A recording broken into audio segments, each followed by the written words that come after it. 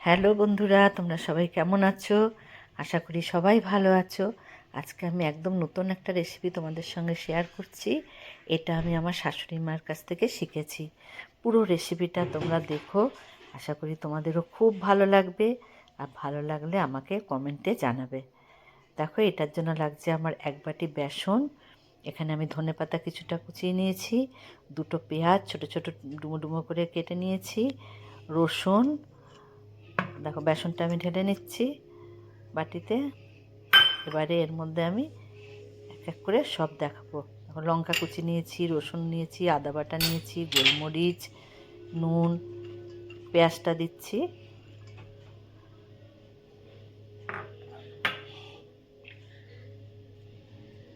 রসুন প্রায় 5 কোয়া 6 কোয়া রসুন আমি গ্রেট করে নিয়েছি। লঙ্কা 3টে নিয়েছি কুচিয়ে। এখানে আদা নিলাম, গোলমরিচ, হলুদ আর একটু মিষ্টি, চিনি সামান্য। যারা চিনি মিষ্টি দিতে পছন্দ করে না তারা দেবে না। পরিমাণ মতো নুন,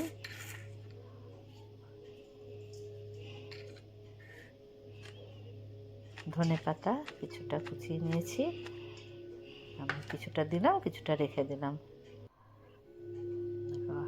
আর দুটো জিনিস আমি দেখাতে ভুলেই গেছি। এতে আমি একটু 2 চামচ মতন তেল দিয়েছি, আর দিয়েছি সর্ষের তেল, আর দিয়েছি 2 চামচ টক দই। ওটা আমার তোমাদের দেখানো হয়নি। আমার খুব ভালো করে আমি মেখে নিয়েছি। দেখো, যেমনি করে আটা মাখে ওরমভাবে মেখে নিয়েছি।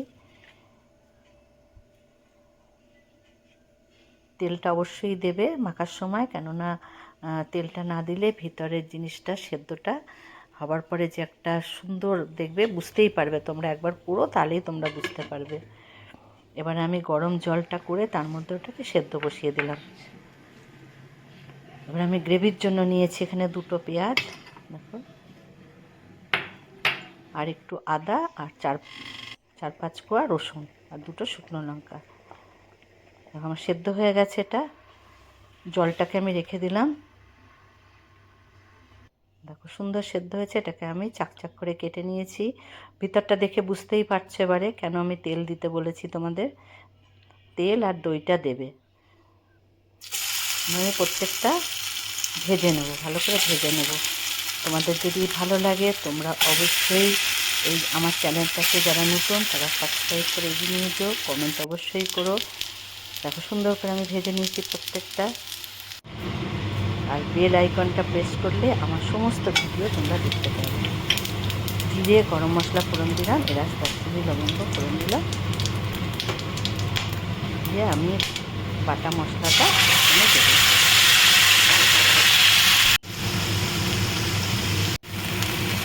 আমি ভালো করে এটাকে কষিয়ে নিয়েছি কিছুক্ষণ। তারপরে হলুদ আর কাশ্মীরি লঙ্কার গুঁড়ো দিলাম, আর দিচ্ছি 1 চামচ জিরে গুঁড়ো, 1 চামচ ধনে গুঁড়ো, ছোটো চামচে। একটু জল দিয়ে কষাবো।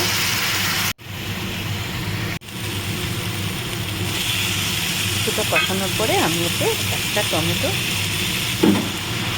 কেটে দিয়েছি। এবারে আবার একটু জল দিয়ে আবার ভালো করে এটাকে কষিয়ে দিই। কষানোটা যেন খুব ভালো হয়।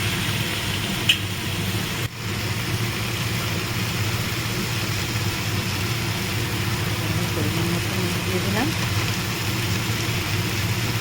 রেসিপিটা একবার হলেও তোমরা বানিয়ে দিও বন্ধুরা, দেখবে তোমাদের খুবই ভালো লাগবে রেসিপিটা। তোমরা ইচ্ছা করলে গ্রেভির মধ্যেও অল্প দই দিতে পারো, আমি দিইনি। আমার সুন্দর করে কষানো হয়ে গেছে। এবারে যে জলটা আমি সেদ্ধ করেছিলাম সেই জলটা ফেলে নিয়ে ওটাকে দিয়ে দিলাম।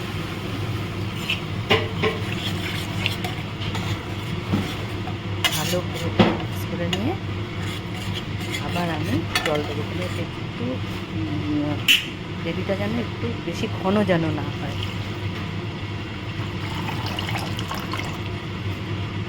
আমি জল দিয়ে দিলাম। এবারে